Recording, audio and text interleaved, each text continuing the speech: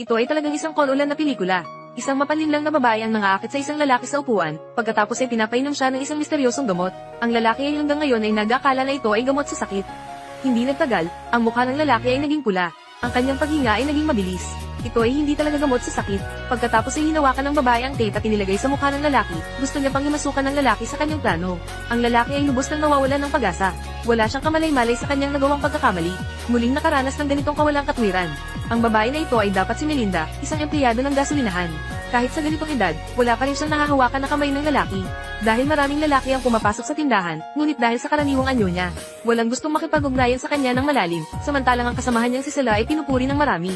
Noong araw na iyon, si Sela ay nasa tindahan nag-eensayo ng lakas ng puwet. Pagkatapos makita ni Melinda, siya rin ay nagsimulang mag-aral. Hindi niya inaasahan na ninakaw siya ni Sela, at pinagtawanan pa siya. Ang anyo niya ay tiyak na mananatiling dalaga habang buhay. Sa sandaling iyon, isang matanda ang pumasok sa tindahan. Tumayo siya sa harap